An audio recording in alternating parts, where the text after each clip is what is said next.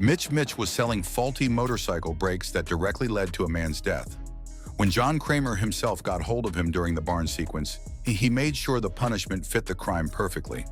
The barn setup was elaborate as hell, with Mitch suspended by his feet above this massive rotating spiral blade that was literally powered by the motorcycle engine from the faulty bike Mitch sold. The trap gave him one shot at survival: grab a key from a funnel to stop the death machine before time ran out. But it wasn't that easy, and things would go terribly wrong. After Anna managed to stop the spiral blade rotating, Mitch decided to do absolutely nothing. Instead of completing the task while the wheel was stopped, he just didn't do anything. And this quickly went bad for him. The metal bar Anna used to stop the spiral blade spinning snapped, and Mitch just couldn't move fast enough. Mitch got diced up by the blades, leaving us with one of the most painful-looking deaths. If you thought that was bad, just remember, they get so much more painful from here. Like the next one, Detective Fitch. Detective Fitch wasn't just an ordinary cop. He had a long history of police brutality and lying under oath that directly led to numerous innocent people's deaths. So when a Jigsaw copycat appeared, who was specifically targeting corrupt police officers, Fitch was the perfect opening victim. Fitch woke up with a mechanical device around his head and wires tied around his fingers while sitting in a bathtub. He had to bite down on the mechanical device around his head, which would pull the wires on his fingers and rip them off. He needed to do all that before the water level rises too much and causes him to be electrocuted. And surprisingly, he did. For a moment, Fitch bit down on the device and suffered unbearable pain for moments before he stopped and then started again. This short break he took would ultimately lead to his death as the water level continued to rise and he wasted too much time. While he died quite quickly, the buildup to it was slow and agonizing, especially as he had his fingers half ripped off before he died. But if you think that was painful, this next victim had to endure insane pain while also having another challenge. Nana. Nana was a journalist who used her platform and her voice to actively harm people, so naturally Jigsaw decided to target exactly that weapon she'd been using. This trap was part of Saw 3D's sequence of public unwinnable games, which added this whole extra layer of humiliation to the torture. The mechanics were absolutely diabolical. Na was tied up with a fish hook and string going down her throat, and that string was attached to a key buried inside her stomach. Bobby Dan, who was being tested for his own lies about surviving a Jigsaw trap, had to pull that key out through her throat to save her. But here's the catch that makes this trap so insidious. If Nana made a sound during this process, spikes would begin to impale her throat and kill her. Not only does she have to endure insane pain, but she has to be quiet. The trap was testing both Na's endurance and Bobby's resolve, but it was really designed to be a test of the impossible. Despite Bobby's desperate efforts to save her, Nana couldn't maintain her silence.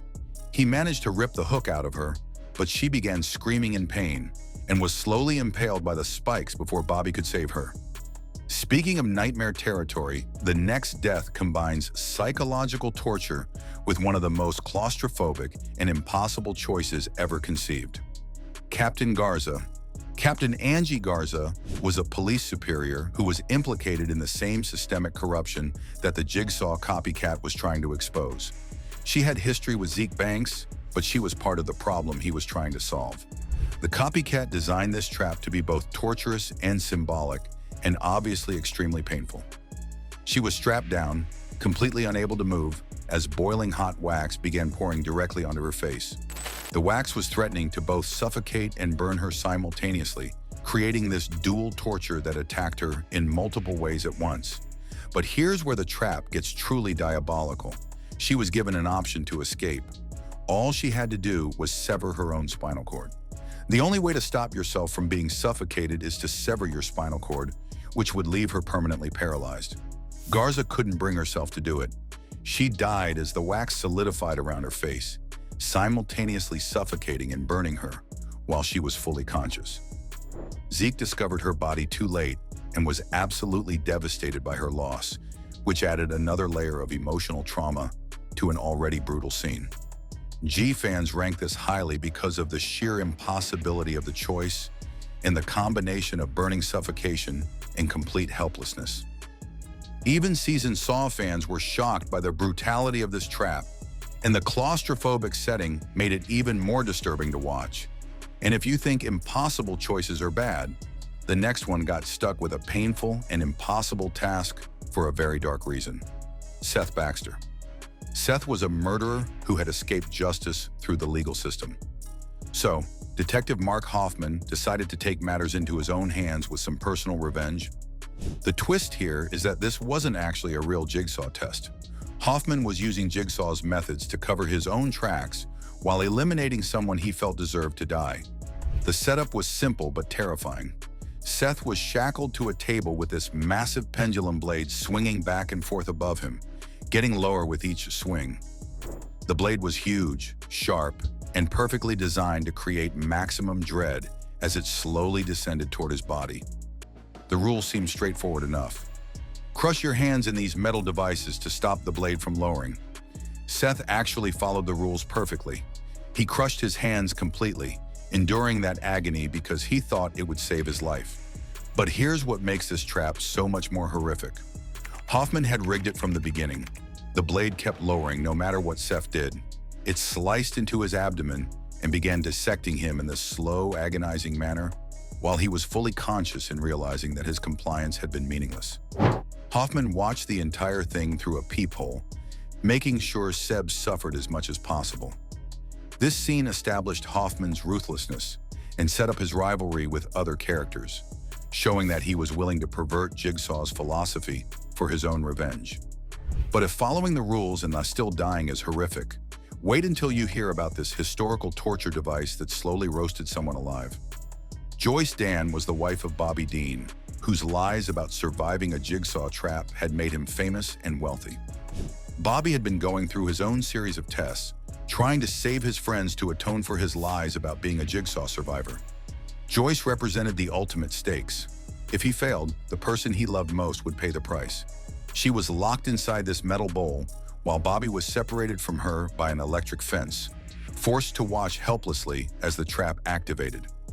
Flames ignited beneath the bowl, and Joyce was slowly roasted alive inside this metal chamber. The ancient Greeks designed the brazen bowl specifically to maximize suffering.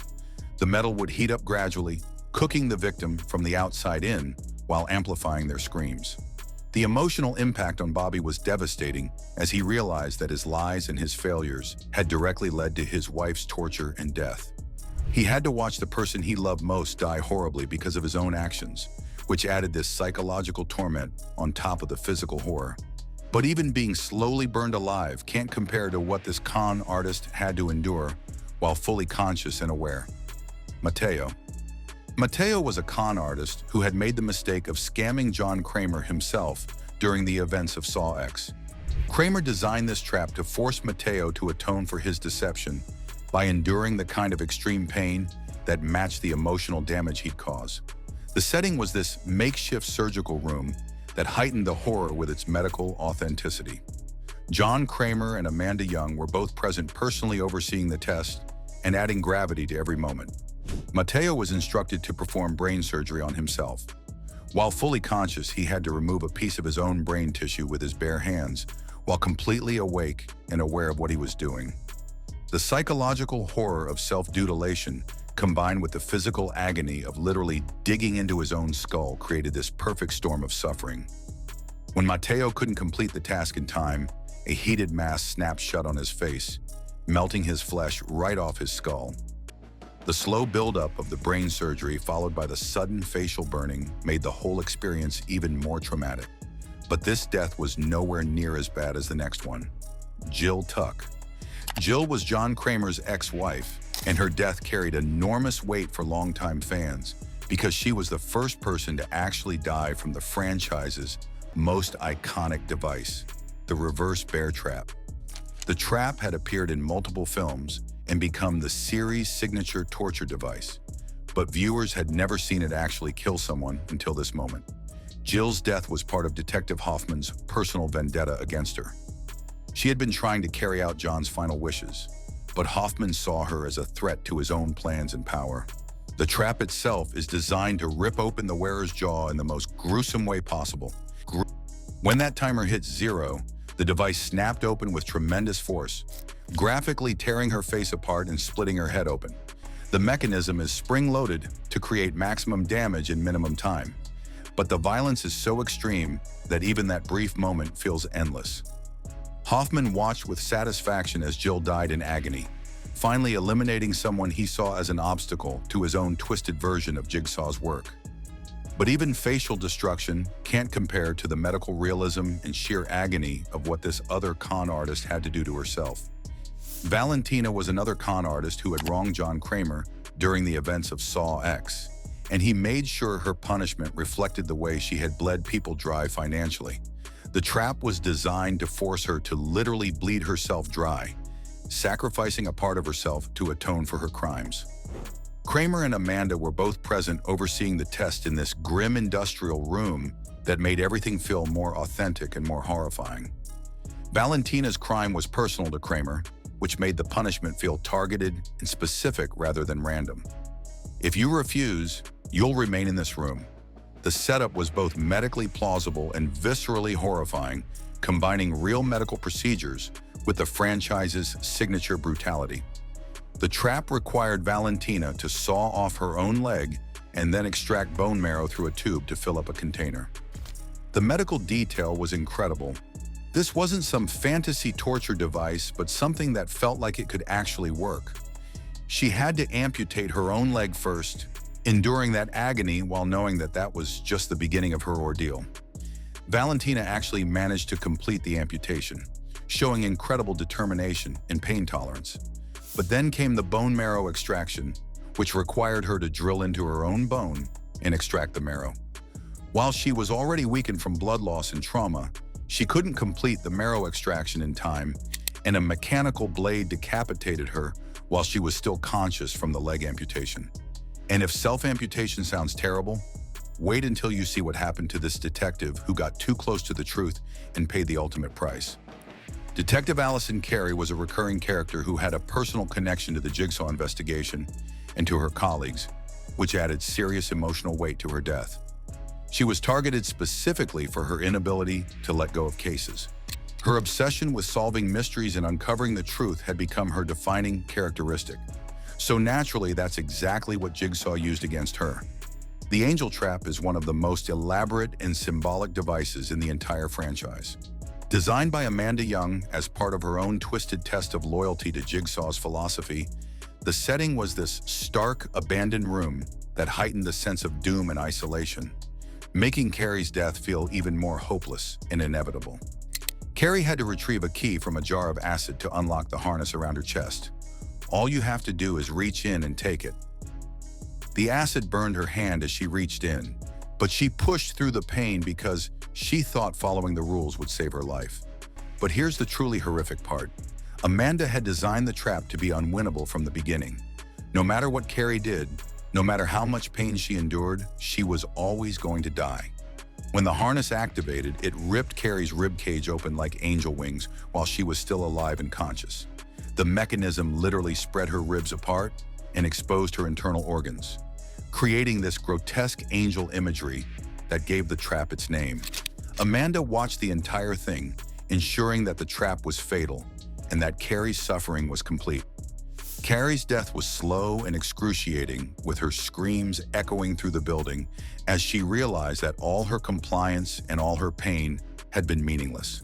The combination of physical agony and emotional impact makes this death particularly devastating, especially since fans had grown attached to Carey as a character. But even having your ribs ripped open can't compare to the slow, inevitable psychological and physical torture of this FBI agent who made one wrong choice. FBI agent Peter Stum was one of the smartest characters in the franchise, and his investigation had brought him dangerously close to exposing Detective Hoffman's true role in the Jigsaw murders. This trap was a direct confrontation between two of the series' most intelligent characters, making it as much a battle of wits as it was a torture device.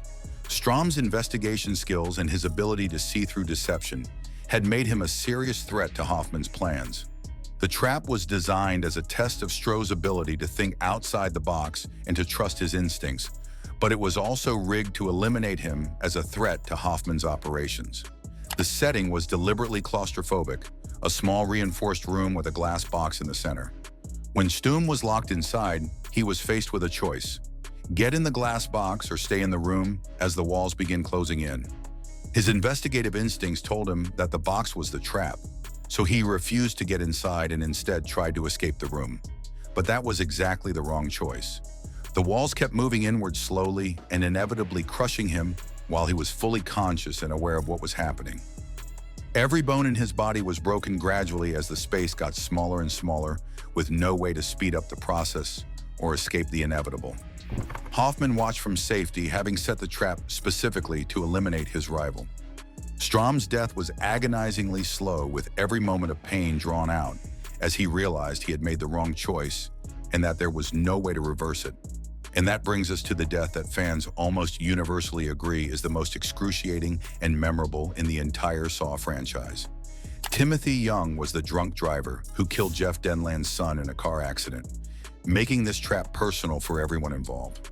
The rack is widely regarded as the most painful trap in the Saw franchise, and Timothy's death represents everything that makes these films so mentally devastating. Jeff was given the ultimate test of his capacity for mercy and forgiveness. He could save Timothy's life, but only if he could let go of his need for revenge and his hatred for the man who destroyed his family. The trap was designed specifically to test whether Jeff could move past his grief and anger to show compassion for his son's killer. The setting was a random, grim industrial warehouse that heightened the sense of dread and made everything feel more serious and more final. Timothy was strapped into a device that would slowly twist his limbs and head, breaking them one by one in a predetermined sequence designed to maximize both pain and psychological terror.